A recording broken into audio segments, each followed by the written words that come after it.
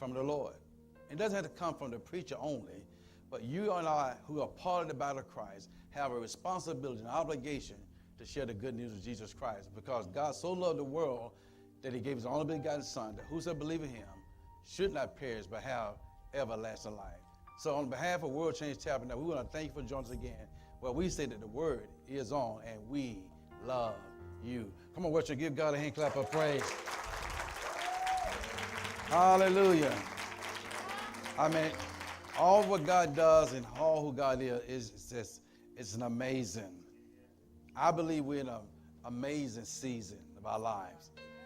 Well, there are many things going to come about out of amazement, what God can do and what God will do. How many believe that God can do any and everything? How many know that God's not limited? The only limit that God has is when you don't believe.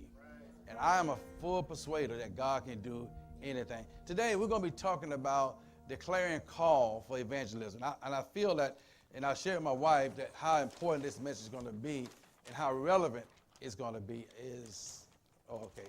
Can you come flip this, please, someone? Yeah, help me move this up. I don't know why y'all just sitting there. Y'all know I need a board. Come on. Bring it on up. Bring it closer. We're going to do what we used to do. Do it ourselves. Amen. Yeah, yes. That's folks for you. Good, my goodness. Now, this was done by our daughter, Keena, and she did it this morning. Now, if you cut that fence, I want to blow my thing. I want you to see how relevant this is to today and to the church, and as well as world changes. I have been called to deliver a message to God's people all over the building. But then there's a call for the people outside of the building that need to come inside of the building. And they're never going to come inside the building until we go outside of the building. Are you following me? So this is world changes. Somebody say, this is world changes. That means we have our highs and we have our lows. We have our full house some Sunday, there are some Sunday that is not as full as it's supposed to be. And that is a result of not evangelizing the community. People are looking and they're waiting for the manifestation of the sons of God. That means everybody needs to be in place and on point. Your position, whether you be of the ecclesiastic, of the pastor, the evangelist, the teachers, or the apostle, whatever that of the fivefold, that is the call of God that is established in the earth that God gave as gifts to the church. Somebody say gift to the church. That means, Pastor Anthony, you stand as a pastor, evangelist stand, apostle stand, even though you're not there, just stand as a minister. All the ministers, if you will come and line up right here. All the ministers line up right here real quickly. Quickly. I know next time I don't feed y'all no sausage and homemade biscuits. The evidence is already in the house. Y'all moving like turtles. This is what you define as the fivefold ministry. And I want you to get this as the parishioners and as the laity of the church. I call it 2-tier, 3-tier of the church.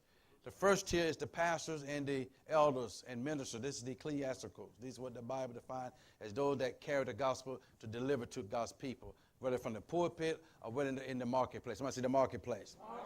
Now, because I am the set man of this house, they don't have the liberty to preach every Sunday and Wednesday from the pulpit. Because most of you all, in fact, I would say 99% of you all that joined this ministry or watched by live stream came to hear the prophet. Because that's the voice of the house. Jesus says, my sheep know my voice. Now, what we have done over the years is that we've allowed the ministers to be able to share an inspiration message that God gave them. One man cannot do it by himself. One man need not try to run everything by himself. Every person that's been called in leadership had to have someone to assist them to carry out the gospel. Someone say the gospel. So the first tier is the elders and the ministers. The second tier would be the deacons. And the deacons, they also serve as far as the table. They give care to what we're doing inside the house. They alleviate, help limit so much need of the pastor, because the deacon can lead in the areas where the pastor can as well, such as pastoral care, such as visiting the sick and the shut-in, such as if there's a need in our community where we need to go in and do a evangelistic work, they have the ability to go out and establish that prior to the arrival of the man of God. Somebody said prior to the arrival. So each one of them have an assignment on their lives, just like you do. Except their assignment is kind of more of a unique responsibility where it comes with God of the delivering the word. So they just don't stand and deliver a message out of good feeling. And if you ask them, when it's time for them to minister, they had to go deep into the deep to make sure they are speaking prophetically what the word of God says. So it is not a glamour to be up in the pulpit trying to convince people about the things of God. Am I right there, preachers? Yes. So what they are obligated to do is to study to show themselves approved, to be a workman that not needed what? But rightly divine the word of truth. Truth has to come from within them. So they don't just wake up one morning and say, you know what, I think I'll be a preacher one day. Over the years, the Lord himself had preordained for them to be who they are, but they didn't know it. The assignment wasn't given to them, but it was already in the making. So one day you come to yourself, you're like, you know what, I think God wants me to do more than what I'm doing. See, the point I'm trying to get across to all of us is that they're no good to me if they're not evangelizing. You want to say it again?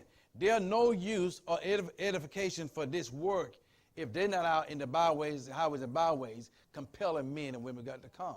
And that doesn't mean you got to set up a tent revival to compel the people. It's just them going out in a marketplace, an example most of all, because you never know who's watching you. And as a minister and as of the ecclesiastic, someone's always watching to see, oh, you're going to err. And more like, it's not the world, it's the church, folks. Most of your biggest issue that you have that comes with ministry is not the people who don't know God, it's the people that know of God who don't walk in according to God. So that'll be their challenge. But in spite of that, they themselves have to have an understanding that they're not going to be anything greater than what God has them to be. So being a minister, being of the ecclesiastic doesn't make you great. It's just that you got more responsibility. So you all may go back to your seat. So here is the first tier. All my deacons, if you that are in the building, if you will stand, all my deacons, whether deacons in training or already ordained deacons. So their role as deacon is to help with the table, help with the widows, not widows to help them with the widow issue, help them and there's a need. You have to be clear, you know, because some people get ministers a whole different perspective. But their role is to assist the pastors and the ministers to do some of the labor, such as maybe take care of the lawn, keep the building unified, giving encouragement word to the laity. Not only that, but also encourage the pastor, because the pastor has to be encouraged also. But they also have a responsibility in my absence. If I said, well, next Sunday, Deacon Eante, he's gonna deliver the word. He has to be prepared.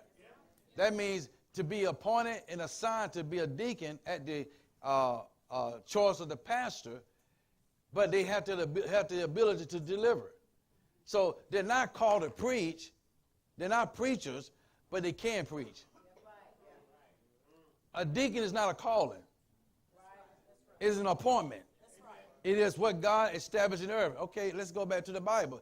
It says that when God established the church, he said in order, he put the apostles, the evangelists, teachers, who else? The pastor and the prophet. These are the ecclesiastic. These are the fivefold. Someone say the fivefold.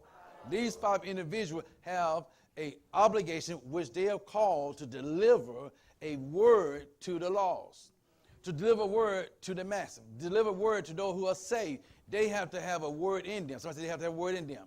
Not just them, also your man of God. We have to have a word in us coming through the word to God to deliver to us. So now their responsibility is already in stone, they know. But the deacons, on the other hand, their role again is to do what I just already explained. But they cannot be effective deacons if they're not trained. They cannot be a part of the evangelistic ministry if they don't go out. So the evangelism is just not for the fivefold, but it also requires of them that are serving with us in ministry. You may be seated. So what I'm trying to get you to understand is that the effect that we're going to have in our community is not being in this church building, but going outside of the building. People are waiting for the manifestation of the sons of God. Somebody say the sons of God. So what we're doing here, we are the church, we are the hospital. We're the one that been injured and came in, and the man of God delivered a word to us, and we received that word, and that word empowered us that we can do better. If you cannot grow in your ministry, you're at the wrong place. But you're not going to grow if you got an attitude. Because how many people come to church with an attitude? So, but 9 times out of 10, everyone in this building have issues that they're dealing with. And it takes a prophetic word from the man or woman of God to deliver the message to get you going. This is what we call refueling. Coming to church is refueling your spirit. It's giving you insight, understanding, or a continual mandate to do what God called you to do. Because between Monday and Wednesday, you need to be topped off again. And between Thursday and Friday and Saturday, get here, you need to be filled again. So as you come back throughout the week, Sundays and Wednesdays, you're being empowered by the word that's coming from the mouth of the man or woman of God. But what about those outside the walls? How are they empowered? What about if we having our own issues with God, what are the issues without God? Let me say it again. If we having our own challenges being a believer, but yet we know that's hope in God, because God always shows up, what about the lost who don't know God or who have known of God, who've gone back and gone astray? What message are they getting? Other than the false Facebook preachers. Oh, it's tight now. So here again, we are the church. Somebody say, we are the church.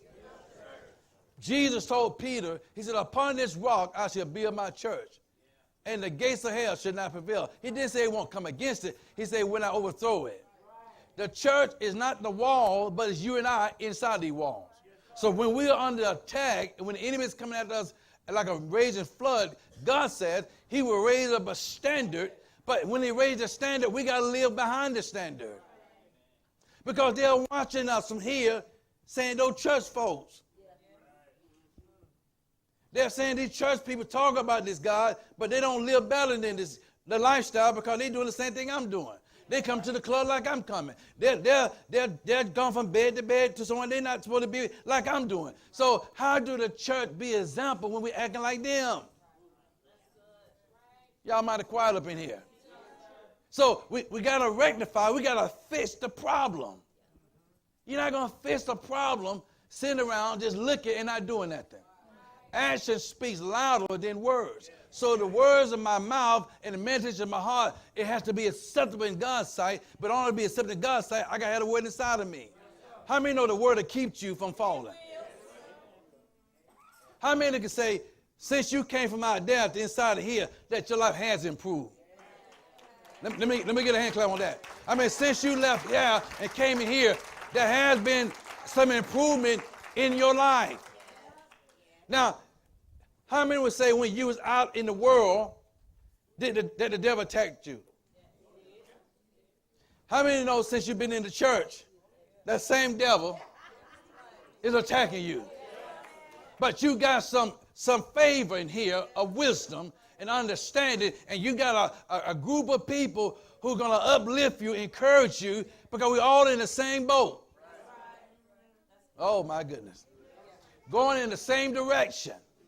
We'll not allow the enemy to distract us from the cares of this world, because my greatest opportunity is to get fed in here to go out there. If I'm being fed in here, I'm already full. Somebody say I'm full to the max. Have you ever eaten so much food you were so full that you barely could move? Anybody listen to me? You ever been so full of a good meal, and the old folks call you, your eyes are bigger than your stomach. You ate buffet, got more than you need to eat, and then you leave your plate with food on it. But in your natural mind, you say, I'm going to eat all this. I'm going to tear it up. But by the time you get to your table and sit down and drink a small amount of liquid, your stomach full. And you have all this extra left over. What do we do with it? Throw it away. We get the word, get full, don't share it. You just threw it away. You just threw it away. And you wonder why you're in the same cycle. Because you're taking the word, you hold it to yourself, but you ain't delivering anything to no one else. Your lifestyle outside of this church is hypocrisy. See, he can't.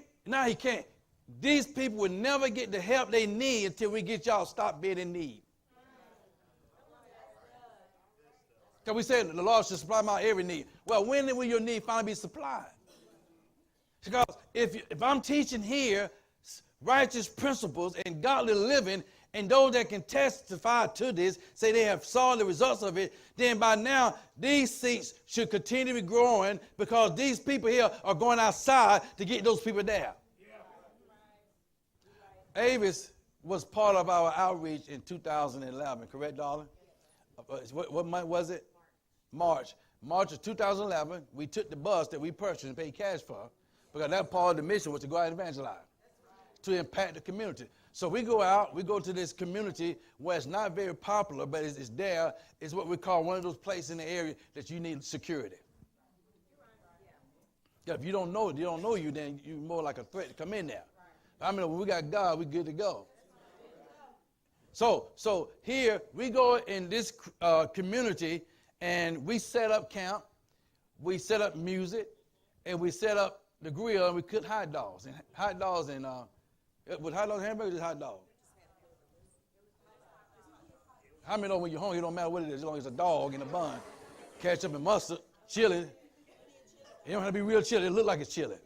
Supposed to eat it. Chips and drink. So we go over there, and we're feeding people, and out of that, a mass of people came out. Half of the bus was full. Out of those group of people, we got that 10%. We got the family, the Mac family. The wife comes with the chillins. Brother Mac still out of town. But over a process of time, now you got the whole family in the church. But it would have never happened if we didn't leave these four walls to go outside here and compel men and women to come. So we have to have a compelling heart. It is the clarion call for souls. How many know that a lot of people in a lot of trouble? Okay, let's talk about it.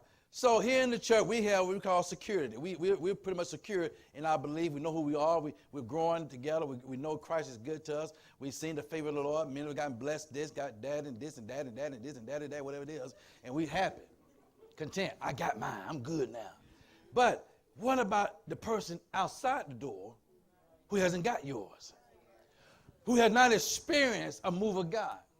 Who has not came to church and prostrated themselves at the altar and felt the power of God on their life, because all they have known was being put down, but they get in a place like that and see you being moved by the Holy Spirit and seeing your life change from a dark place into a light place. How many know that is an attraction for people? Yes. People are waiting to see the true evidence of the church.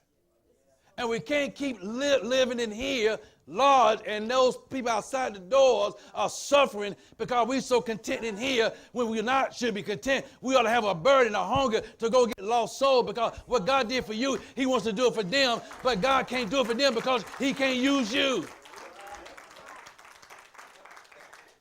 We've gotten to the place we're so busy thinking about our own problems, our own issues. My this and my dad and my family. Well, listen, how many know if you get about the Father's business, he'll save your family. He'll bring your family in. He'll bring your cousins in. But until you start being about the Father's business, instead of waiting, we ought to be doing. The word wait translation means to be serving. We ought to be serving the community, and without any withdrawal, with any string attached, but going out there and winning souls for the kingdom. How many times have we gone to the grocery store and had the opportunity to share the gospel with someone? How many times have you been in the marketplace and someone just struck up a conversation with you about something they're going through? That was a golden opportunity for you to share the love of God and reach them and invite them to your ministry. See, preachers, you can't invite people only here when you preaching. When you preach, like a slew of folk come out of nowhere. But how many know you're not the final word they need to hear? You was part of the tool that God used of this connection to get people here. And once they're here, they need to tell those folks in the hallway, get their butt up in here. Because the truth of the matter is, when it comes to ministry, we need not to be delaying what we're supposed to be doing. Are you following me? So here's the walls. Somebody say the walls. Somebody say the four walls. How many know it's a good feeling to be in the same building with the same people you know? How many know sometimes we get comfortable with the people we know?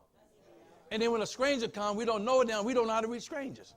Because we're so busy trying to help be with each other, massage each other, but you don't realize that the person's visiting is looking for something that you got. But they can't get what you got because you're too busy getting what I got. Oh, y'all didn't catch that one. Somebody say the four walls. So will you respond? Will you respond to the clarion call? The word clarion call is a strongly expressed demand or request for action. Yeah. With all the things that are going on in the community, all the things that happen in our neighborhoods, all the things that happen in this city, in this state, in this country, there has to be a call for action. And not when things go bad in your community only. Don't wait till trouble comes to your home, then you feel like it's time to do something. We ought to be doing something now because the people out there need us. You remember the dream I shared with you all a month ago? How we was in the church, and then there was an accident outside the church, and when I went out, there was a lot of people. People was cut, bleeding and stuff like that, and I ran back to the truck. I didn't know how to deal with it. Then the white horse took me back out there, and then I realized we got to get outside these walls and get those folks out there because they want to come in, but they don't know how to come in here. Because maybe they've been rejected by the church. Maybe they've been denied to come to the church because they don't look like us. They don't dress like us. They don't have the type of car we have. How many know all these are material stuff that do get old?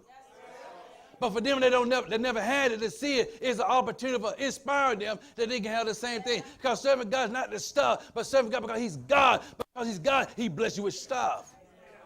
You just said my life has been much better because I've been in church. So if your life been much better, then shouldn't you feel that your life would be a whole lot better if you go outside that door and get somebody else and get them into the place where God got you? Because we're so busy trying to save our family. They don't want God.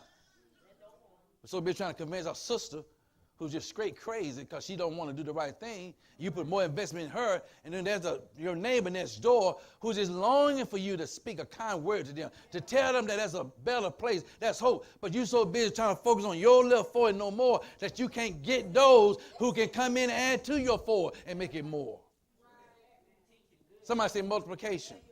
1 plus 1 equals what? 2. 2 plus 2 equals 4. 4 plus 4 equals 8. 8 plus 8 equals what? 16. So the number doubles when we invest ourselves in delivering the word.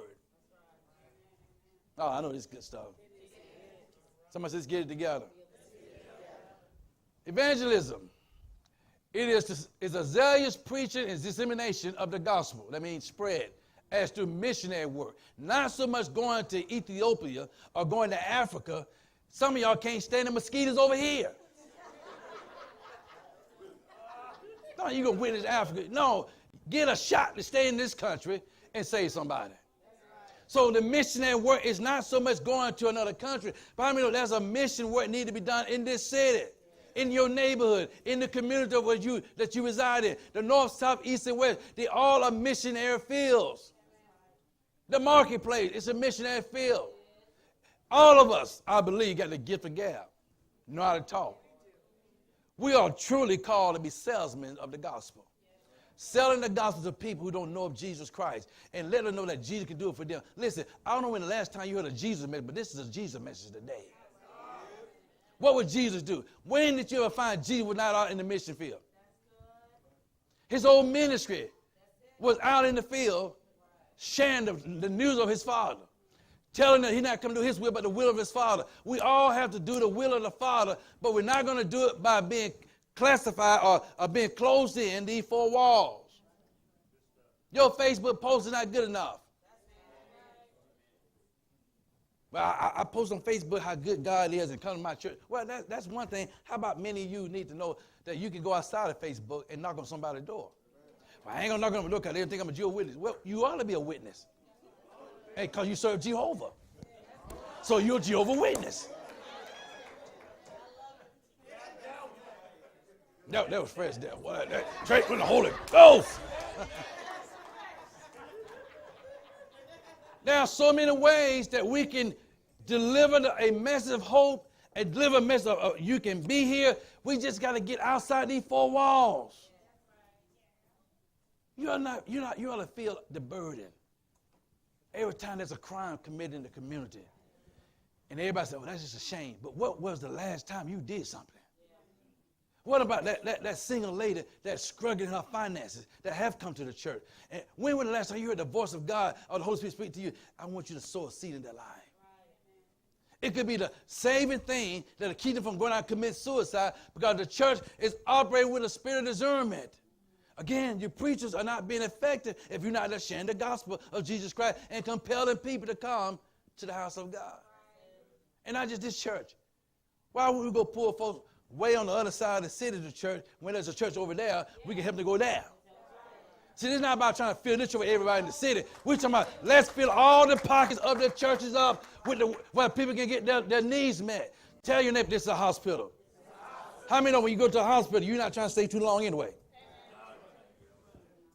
That's why we come to church on Sunday morning, we get in and get out. Get discharged. Oh, you good? Got your shot? Let's go. That shot's the word of God. Ooh, I got it. I'm ready to deliver a word. But what we do is we get caught up in that. Man, that God was speaking to me. Man, that was a word for me. But what did you do with the word that you got? Did you take it outside these doors? Did you go out and tell somebody what God did? Did you express the love of God to someone that they can say, you know what? I see the change in this person because the lifestyle they live today is a whole lot different than they used to be. I'm very passionate today. So Avis is here because we went out and did evangelism. Let me see your block. Let me see your block. Who heard that? Just us. Who heard it? So what good is the block, the sound, if they don't hear the sound? The clarion call is strongly outside of these walls that they may hear, that they may be saved. Listen, I don't want to see another person miss eternity at my expense. When I could have said something, I could have did a kind gesture. I could have maybe bought their lunch or bought their breakfast or something. I don't know what that need may have been, but I want to be available to be used by God. But God can't use me if I don't avail myself to be used. So if you're a gym holic, God bless be God. Exercise and tell people about Jesus. How many know we live in a season that you got to be strong and effective? You don't need to dance around by the salvation thing. You need to walk up to people and say, hey, my name is such. Do you know Jesus? But Prophet, that's kind of rigid. You know, everybody ain't there yet. Well, you better get there. People outside the walls, we here, or the average church has its parishioners satisfied, full, but never enough to get more into them. How many? Once you get full, you can't get more in you.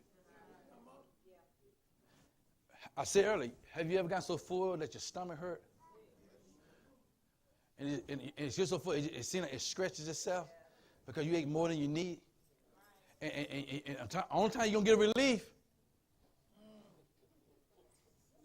is go to what God created for everybody to squat on through inspiration. Thank God for someone realizing we can flush this stuff down and not just put it in the ground. So once you use the bathroom, between you and your missionary field at that moment, it's hurting, it's painful, but other people are hurting, they're in pain. You feel it here, they feel it too. And what is going on, once you get a relief, you say, oh man, I feel good. But we're so selfish, we go right back to the table. Eat some more. Don't give everybody a chance to rest. You just say, Lord, if you just get this, if you just deliver me this time, I won't eat no more like that. And you go back for seconds. Then you take a plate and hide it in your own refrigerator. Put your name on it. Don't touch this. Do you see the similarity with the scripture, the Bible? of the word of God being delivered. You hearing the word. You satisfied. You jump up and shout in the church. You expressing yourself how good God is. You feel good. And you don't go and get a relief by going to tell someone about this favorite thing you got, that there's no more room for you to be filled because you got too much in you that's not being released. So you feel stagnated. You feel unsettled. You got struggles going on because the word that's in you is exploding, but it's not causing a change in you because you're not releasing it out to somebody else. Increase comes when you take more in and you spread it more. You don't plant one seed, you plant hundreds of seeds because some of those seeds may not grow. So sometimes when you come to church, don't come just for you. Come to get a word for you and take it to somebody else. Stir the gift in you. No, we're not trying to stir up your tongues. We're not trying to stir up how you speak in a different language. We want to stir up the gift in you that you become a gift to God's people. Because no matter who they are, black or white, poor, straight, gay, or whatever, they need to be saved. And only going to be saved until we go out there and tell them the good news of Jesus Christ and let them know there's hope. The reason you still come to church when you go is because you feel hope in you. You wanted something. You needed something. But when you get your need met, now go meet somebody else's need by sharing just a simple gospel that Jesus loves them. Not your philosophy. Not your theory. Not what you think. But just share the good news of Jesus Christ. What kind of people outside the church? Name somebody. What kind of people? What kind of things are people going through outside the church that you know of? Depression. Okay? Somebody say, come right for me, Pat. Depression. What else? Poverty. Addiction. Loneliness. What else? Yes, desperation. What else? That people are going through outside the church who don't go to church. Abuse. Suicidal. People that have been hurt in the church. But it's made to get hurt in the church, they get hurt on their job, they still go to work. They hurt me, but I'm going in at 7 a.m. What else? Grief. What else? The things that people are going through outside the church walls. Sorrow. Anger. Mad at the world. Mad at God. Rejection. Denied. Abandonment. Confused. What else? Because all of us at one time of our life have experienced what I'm talking about here. And once experienced, you ought to have compassion on somebody else that may be going through this. How many know we should be able to recognize people like us one time? You had a child of weight loss. So did she. What are you doing to reach her that not to make the mistake that you made again? She's looking for love just like you were looking for love. Don't sniff your nose up about her having a child of weight loss. My God, you had one of weight loss. Because you're from another city we don't know don't mean you didn't have it. Think what people don't know, you saved and sanctified. No, everybody got a past. And some of y'all got a present right now. What else? What else? That's happening to people inside the church. Homelessness. Battling with their sexuality. That's nothing new. It's in the church as well. But that's a remedy to that. It's the word of God. What does God say about this? What is God's permission about these things here? See, if we don't talk about these things, we're never going to identify with people. Baggages. What else? The list can go on and on.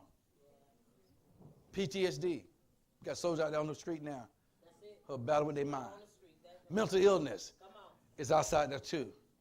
Frustration. A lot going on in people's lives outside this hospital. We need new clients. This doctor needs to serve some new patients. These RNs who've been qualified need to be able to help some people do some transition. But we're not going to do it if we're stuck here, enjoying our own praise and worship club / music.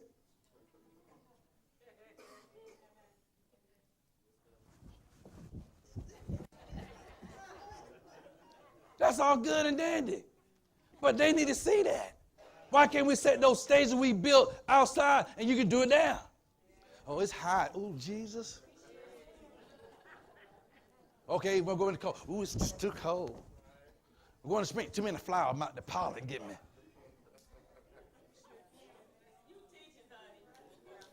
So when will the season be when we go outside these doors and compel people to come with a clarion call? Don't wait for a certain time to go. There's always time to share the good news of Jesus Christ. And you don't need a license or a nation. It's just that the word of God is in your heart. Let it come forth. Tell your neighbor, I'm a living testimony. We all was hard like this one time. We all was in a position that we didn't know who we were. We all have battled some things that was bigger than us. And out of hope and out of desperation, somebody saw you. Somebody heard the clarion call, and they came up to you and told you about the Lord. Or they said, come visit my church. And you came, and you got a transformation of your lifetime. What was done for you, you're supposed to do for others. The golden rule, do unto others as you have done to you. If you want your family saved, go save another family. There should not be a limitation, a limit on resources available to go out into the community and to help people in need. Jesus says that the poor will reach you always. This is part of ministry. This is part of mission. You go out and you feed people. You encourage people. And you show them a better way. If you got the resources for them to get a job, you tell them about the job. If they got a criminal record, they think they can't get a better job, well then Eonte can tell them about that. Everybody got a witness part in this.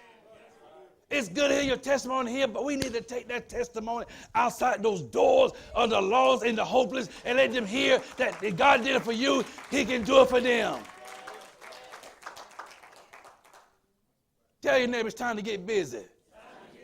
So all of these here, I'm not going to go over each one of them, but all these things here is everybody have an experience in their life. Not including those that experience it this very moment inside of the church. Church people are hurting. I'm going to say it again. Church people are hurting. I'm going to say it again. Church people are hurting. I'm going to say it loud. Church people are hurting. What are church people? People that came into church that came from outside there. But we got grace. We got mercy. And we got people around us who can build us up even when we're at our lowest. There's somebody around you should be able to encourage you to keep going on. And the only way they're going to hear that until you come to church. Yeah, we got people that once came to church and they don't want to go to church because they got church hurt. But they don't ever have work hurt. They don't have family hurt. Still go to the family reunion. Hurt is what comes with life. Help for hurt is love. The deliverance for anything that these people are going through, you and I are going through, is the love of Christ that comes to each one of us. They have not seen God, but they can see God in you.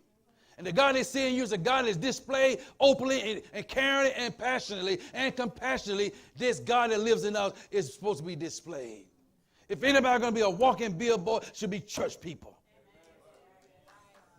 And not with a big cross and not with what would Jesus do, but a heart of compassion and love of showmanship that people that are lost can say, you know what? I see it in Sister Sharon. I see it in that woman. I'm going to talk to her because maybe she can tell me a way out of this situation.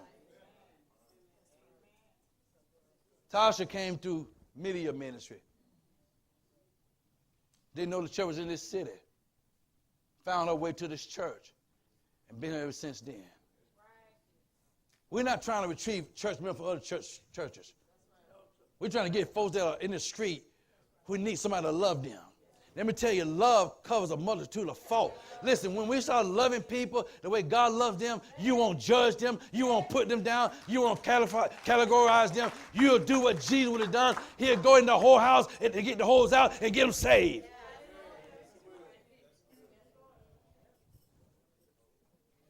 Yeah.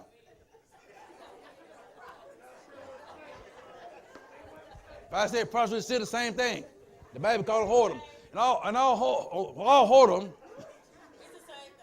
is not selling. Some are just getting their hair done. Some getting their nails done. But we need to be able to go out and tell that young lady, you don't have to sell yourself to any man for your nails to get done. We got nail techs at our church. They'll paint your nails free. You trying to get a job, you can't get your hair done because you can't afford it. Well, we'll send you to Dana and we'll take care of the town. Just get your hair done, get you on your feet. Because that's the love of Christ that when folks don't have, we got it. We do something bigger. We do the right thing. We change the atmosphere. We change the situation. We go out into the community and show them that Jesus is still doing Jesus. If they're hungry, we feed them. If they're hungry, we feed them. If they're naked, we clothe them. Listen, if God thought of to clothe Adam and Eve and now today crazy, he'll clothe the people we need to reach out to. Don't need to duplicate the system. Just need to be a part of it. Don't need to go out and try to create a new program. Just do the program you got. And many of you have been inspired by the Holy Ghost to do great things in the church. But I want you to take that great thing in the church and take it outside the church. What about that lady needs her car repaired? Need a mechanic and fix it without trying to get something else.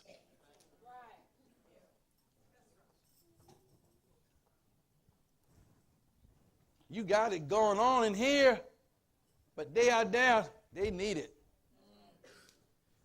What if every time I see he on the street begging, okay? Maybe you feed him today, someone else feed him tomorrow. But at least you fed him. I don't know why folks just don't get Jesus. How you know they don't have Jesus? How many of y'all have Jesus and needed food? How many of y'all have Jesus, need some gas? How many of y'all have Jesus, need your light bill paid? How many of y'all have Jesus, need a little extra till next week? Do I tell you get more Jesus? Now, what I should do is find a way of being discerning and being a way to be a blessing and help somebody and say, Lord, who will you have me to bless today? I do what Jesus do. I've given away cars. I don't pay people rent and mortgage. I've done those things. We don't went to the grocery store and bought groceries and took them, gave it to somebody, and then didn't expect nothing in return, and they never came to the church. We just want to do the work of God. I'm reminded of Mr. Jimmy Blanchard, the CEO of Synovus at the time, told me, if I just preach the gospel, God will take care of the rest of it. And me preaching the truth has always kept the finances going in this ministry. But how many know when this ministry is debt free, don't you know we got to take that resource that's available to go out to do more? You already taking care of it here. Now, remember this church, they're part of this fellowship, cannot get support from this ministry when there's a real need in this church. Now, we ain't going to pay for you going on vacation, no. No, we ain't going to pay your light bill when you got the light bill money in hand, no. No, we ain't buying your kids no Christmas toy when you got money to buy the toys. But if you lack those things, my God, we'll help you out. That's what the church is supposed to do. That's what compassion does. That's what a mission heart does, is I'm helping those who can't help themselves. So if we got issues up in here, only imagine what's going on outside the door. You all see a lot, don't you? I see a lot. Amisha see a lot. Anybody that's working in the field as a person in the community, you see people living in condition. It's hard to believe in this country. But we don't walk up there judging them. We walk up there with hope, telling them that God can make a way. It's not enough to tell God can make a way, but sometimes you got to help make a way with them. We've been warned. Don't tell nobody, be filled, be satisfied by faith. How much faith slapped you in the face? How many of you, a person hungry, the last thing they did hear you talking about, well, just trust God. And you sit there eating a piece of chicken, you trust God.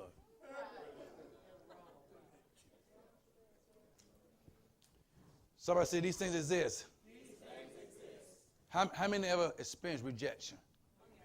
Let me see your hand. Anybody experienced rejection? Did it feel good, darling? Did it feel good when somebody rejected you? No, it's a painful feeling. To have a need and you need the need met and nobody wants to help meet that need. Yes, you messed it up, but yet still doesn't change the fact that it needed to be met. So we sit around, we come up with our own conclusion. If they get God like I got them, they want to live like this. So if I say that from this perspective, the way I live, If you get God like I got, you all want to live like y'all live. You'll be offended. Well, that's offending God's people. Listen, the homosexual needs to be saved. The lesbian needs to be saved.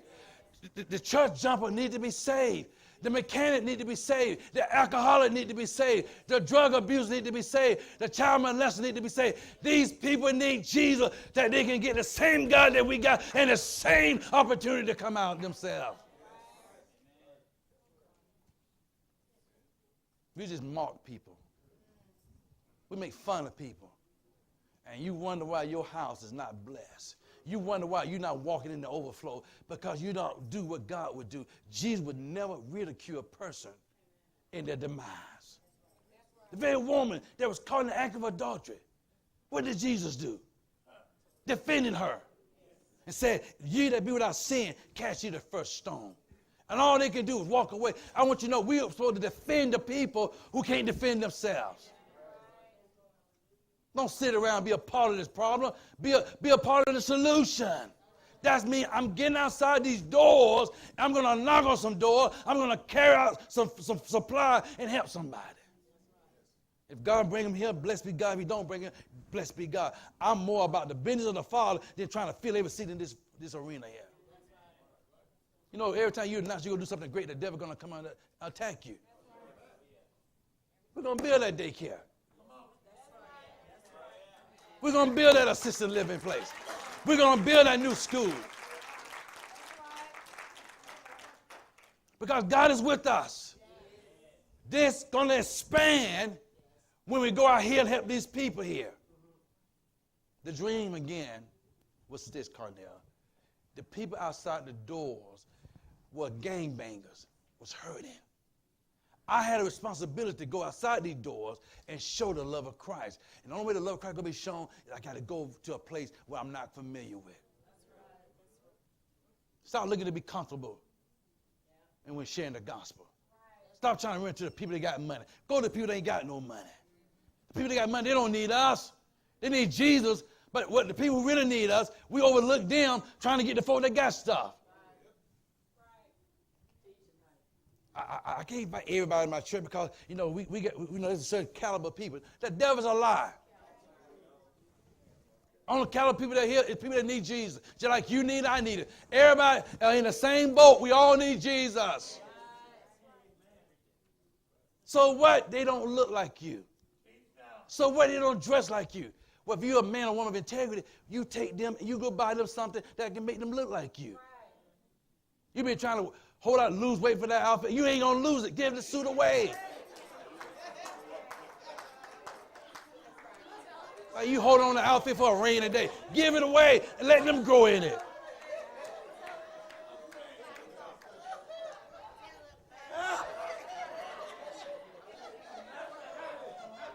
This suit done got little. No, you don't got big. I don't know what happened. I wore it last year. My point is this. If you're going to reach the people who don't have the resource you have, you got to go out to them.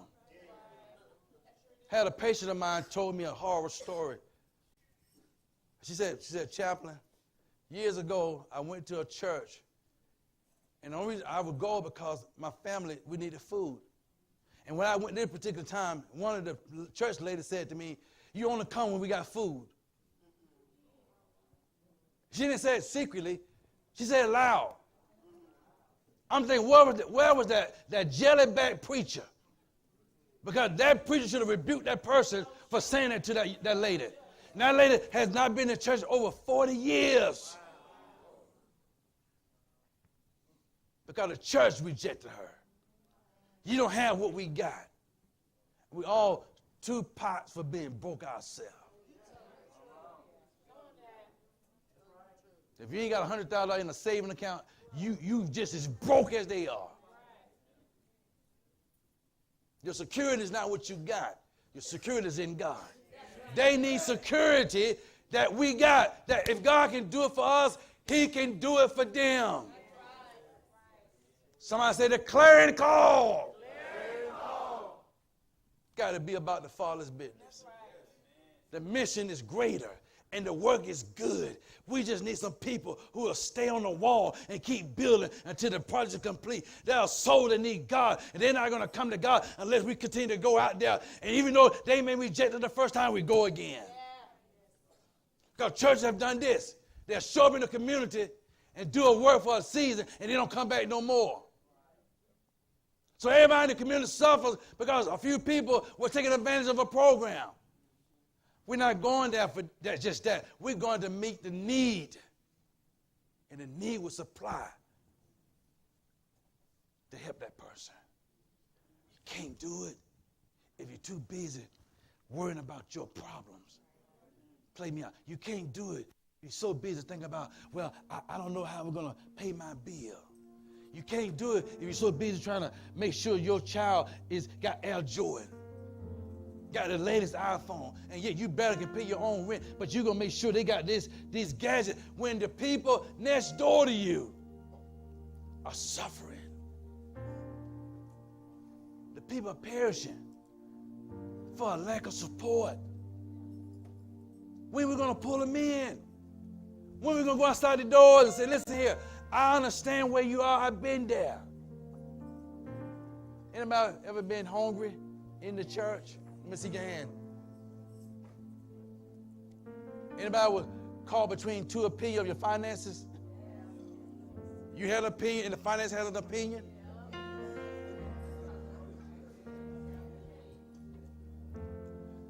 I remember years ago in the church, this is what I call a full gospel church. I call it a saved church. You go to church and you barely got there. Your car almost on E. In fact, it's on E. All of a sudden, somebody come up to you and just put something in your hands. The Lord told me to bless you. I mean, that would be the best $3 you got, because gas was like 79 cents a gallon. That was the best $3 you got. And you didn't ask for more. You just wanted somebody to help you. And that made things better for you. I can't say how many times have I gone to a service station and a young lady was getting gas in the car, and I saw where they only put $2 in. I'm very nosy.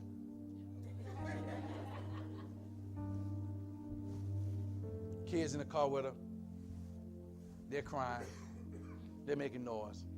She's frustrated. She's agitated because things are not coming well. The Holy Spirit says, I want you to fill a card. No screen attached. I said, ma'am, my name is such. It's not an approach on you at all. But I know that you only put that amount of gas in your car. I said, can I help you? She said, why would you do that? I said, because I just want to show the love of God. She said, sure, I really appreciate it. And tears started coming down her face. She said, I didn't know how I was going to be able to make it to the end tomorrow because I don't have enough gas to get to my destination. I filled the car. She said, who are you again? I said, I'm such. She said, where's your church? I said, it's in Columbus off of Mars Road in Alta Vista. She said, I really appreciate that. I said, hey, thank God for letting me be able to be in a position to help you. I didn't tell her she had to come to World Changes. I just want to sow a seed. I just want to be a blessing. Now, whether she go down to the church down the street, doesn't matter. I did what the Holy Spirit spoke to me to do. We're doing it for the kingdom, not for our own self-gain.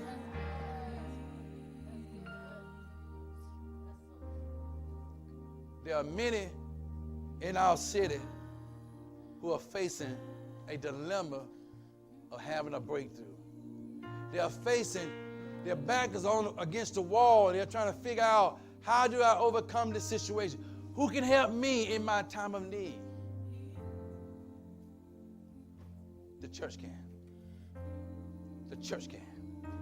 Not the building, but you and I. Going outside these walls and making a difference, Let me give you a few scriptures. I don't want you to go home saying you didn't get no word today. I felt I was preaching already. Matthew chapter 9, verse 35 to verse 38, NIV version. It says, Jesus went through the towns and villages. Who went through the towns and villages? Jesus. Teaching in their synagogues, the churches, various churches, proclaiming the good news of the kingdom and healing every disease and sickness. He did what? Poverty is a sickness and a disease. We can help heal that. A person in lack can be healed because we got the resources to do it. And so often we abort the opportunity because we're looking at ourselves, teaching their synagogues and healing every disease and sickness. And when he saw the crowds, he had compassion on them because they were harassed and helpless, like sheep without a shepherd. A shepherd role and responsibility to lead the sheep down the right pasture. Then he said to the disciples, the harvest is plentiful, but the workers are few. Ask the Lord of the harvest, therefore, send out workers into his harvest field. Can't afford to see another person miss eternity. Don't never want to see another person not have food on their table.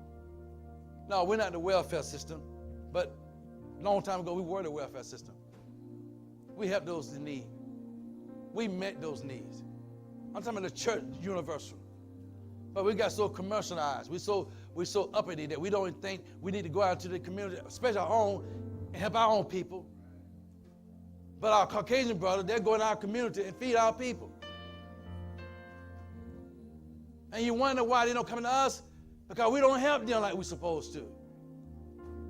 See, when you're on a mission, when you're doing the Father's business, you're not trying to calculate what you're giving out. You just got to calculate, God, how much more can I give? We can be the 2 fish and the 5 loaves of bread. God can multiply what we got to give to people to help them out there. No, we're not establishing a food bank. We're saying we need to go out and reach the community for this end time harvest. Say, pray. So this is how we're going to get it done. We're going to ask God to give us more laborers to go out to help those people out there. Yes, they're the blessing of the Lord. That's good. But how about the blessing of the Lord going out there? Because they don't see the blessing of the Lord of that because we say that by faith. And some of us, you need to go ahead and straighten it out. It's already been met. But the doors haven't been met yet. It's not a color thing. And he says, send out workers into his harvest field. Not anybody, but people have a heart. The worst person to give medical attention to you is the person who don't have a heart for God. The worst person sent out to do a mission work, they don't have no compassion. You cannot win souls if you're not compassionate. And most of all, you got to be passionate driven. So don't worry about your titles. That's irrelevant here. Let's think about the masses of those people who just need a word of hope that I can be saved. I can be delivered. I can be brought out. I can be helped. I can be saved. I'm not that bad off. I'm not the worst of the worst. In fact, I want to remind you, there's no person that's the worst of the worst in the eyes of God. Just can't be self-religious, self-righteous, but be willing to go and say, you know what? Jesus did this. So if Jesus went out and he fed people, Jesus went out and he sat among the people. Jesus went out, he went to a tax collector house, which was forbidden. But Jesus always did stuff that was different than the norm. Because he knew people got caught in their self-righteousness. So if Jesus did that, what are we supposed to do? What would Jesus do? All we do is ride it on. That was the biggest thing going on. The big band, what would Jesus do? Like it was a watch or something. What would Jesus do? And you act all like what Jesus wasn't. That God's called us to a place where we go outside these doors and we make the difference. We set up in the communities. We got a talented praise team. We got a talented artist over there, Pastor Anderson. Why can't we take what we do up in here out there? It get hot up here too. Ooh. The only difference that we can adjust the unit to make you cold. Then why would just unit make you cold? Everybody, what you want us to do? You got the cold section here and the heat section over there. And whatever in the middle. We'll spend more time complaining about the air being cold or it being hot, and we're not even thinking about those people that don't have a fan in their house. They don't have air conditioning in their home. And you go home, you can just adjust your AC unit by your phone. Well, everybody, well, yeah. You go with your garage from your phone. Elder Mike does that one. Even Flintstone come up. We're riding our vehicles, coming to church. Just you or maybe someone in your car, but you ain't bringing nobody else. You tell someone about the latest fashion, but you don't tell them about the fashionable Jesus. You tell everything about something, but talking about nothing.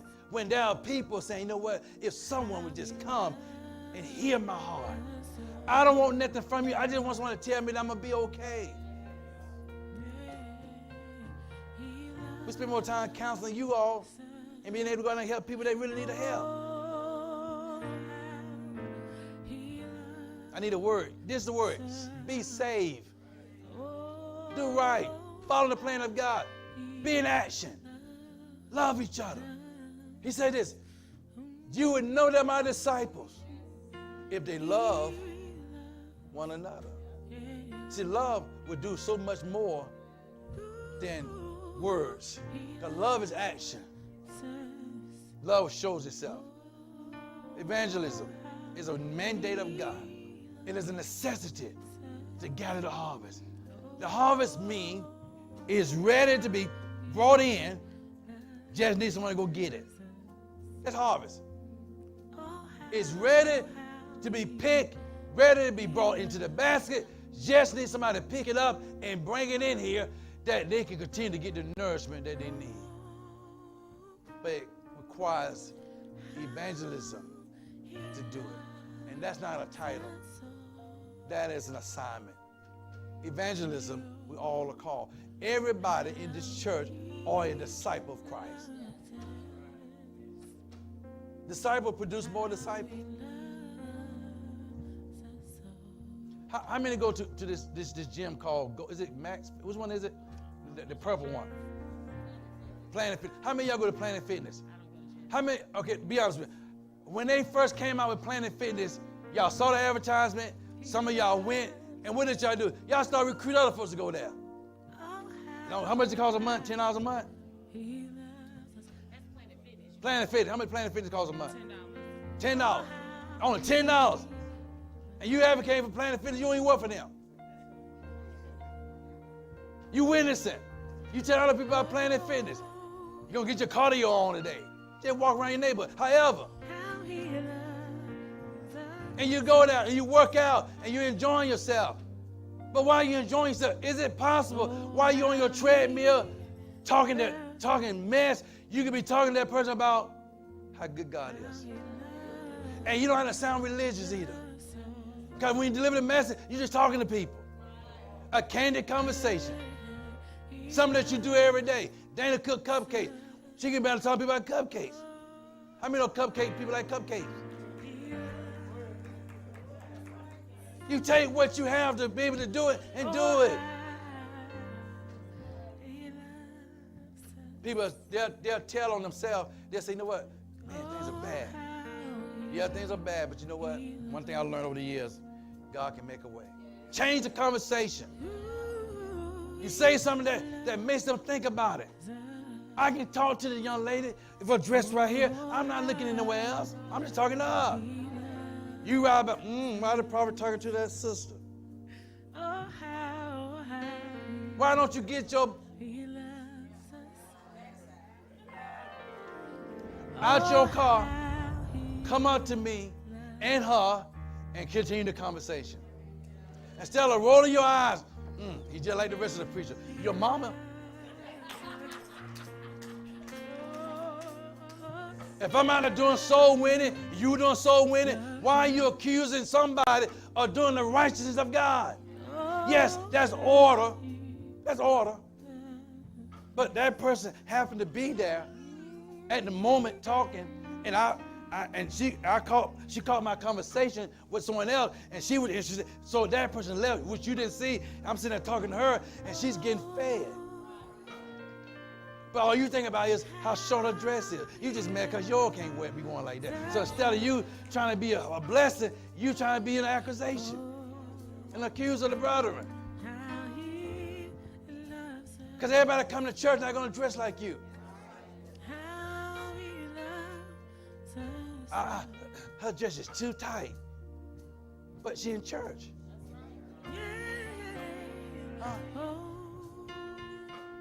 That's too much, but she's in church. He's switching just like a girl, but he's in church. He's in the hospital. That's where he's supposed to be. But we can't do it because I'm judging you by what I see. You don't realize you're a good person. Evangelism. Somebody say evangelism. Is I go, reach out to somebody I've never met and tell, hey, my name is Prophet Powell. I don't have to tell them Prophet Powell. He may get scared, oh, Lord, he's going to see some. No. Don't go and promote your title. Just promote Jesus. I've actually led people to Christ just right where they were. Never made it to church, but he got saved. We got our obligation to fulfill the assignment of the kingdom by telling somebody that Jesus not only loved them, but he's available and he wants to use me to help you. And when you hear the word help, first thing people think about, they got to go in their pocket to give something. And maybe you do, because everything is natural first. Spiritual is the second component. Natural is this, you help me when I need it, so the spiritual part, I can hear you now. You can't talk to a man when he's hungry about Jesus. You got to feed him first.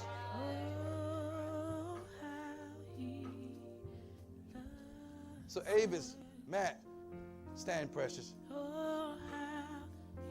wouldn't be here. Calvin, Matt, stand, wouldn't be here if we didn't take that bus and set it up on a hot summer day and fed people, and they came and they're still here. This is the fruit of the labor. No labor, no harvest. And we didn't consider how hot it was. Because if you're focused on how hot it is, you'll never do it. You know it get hot in Georgia, ain't nothing new? Oh, it's hot this summer. It was hot last summer. And it will continue to be hot. But I remember Mother Short and who was here at that time? We went over to that community over there. Y'all can sit down, family. Over there, over Merle and Tina and Dee. Y'all remember? We went over there. We set up at the corner of that grocery store and fed people. Gave out clothes, things that you take for granted, that it's not much significant to you anymore. But a person that don't have that, they say, man, those folk helped us. They blessed us. But we failed. We didn't go back like we were supposed to. We didn't go back on consistency.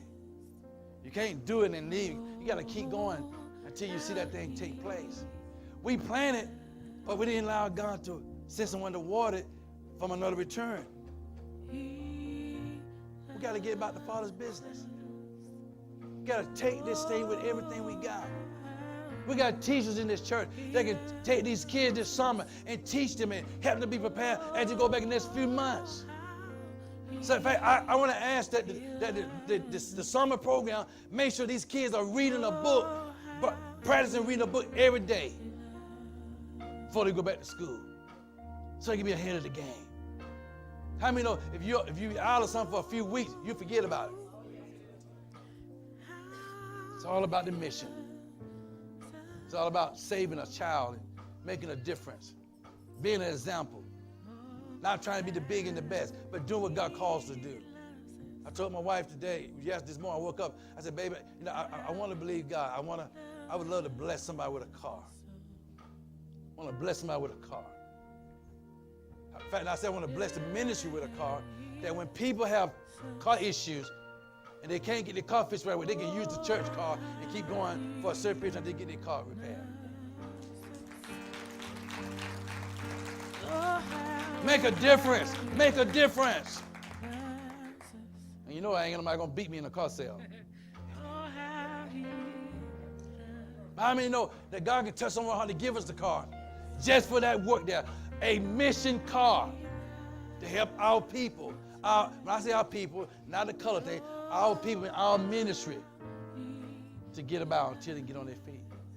I would love to be able to purchase a house in case a family is in a situation where the husband not saved and he's abusive and she need a way out. She can stay there. Get her employed that she can keep on living and move on. That's ministry. That's evangelism. So I'm going to ask everybody, this coming Sunday, I want you to bring some clothes here. Nothing that you wouldn't wear. Something that you will wear. Put it in the cleaners and bring it. And we're going to have that go out and we'll go out to witness. Have clothes to give away. We're going to feed people. If you got shoes that you're not wearing no more, clean them up, polish them up, bring the shoes. We're going to go to a community and we're going to give it away. Because to be effective, got to be about your Father's business. Come on, honey. Can't do it, Cornell, without you. World Changes Tabernacle, led by Prophet Prathan Powell, is a word-based church committed to seeing you win. We're called to create a loving and caring community for all people and work together for justice and peace in our world. Recognizing that our spiritual journeys are all different, we strive to be respectful and inclusive concerning each individual's relationship with God. We believe that Christianity is a lifestyle, and we're committed to teaching, learning, and living the Word of God. It's more than a song, more than a shout, more than a dance. Whether you're a committed follower of Christ or just curious about God, you are invited to visit with us. Give us a call or check out our website for more information or to see our sermon times.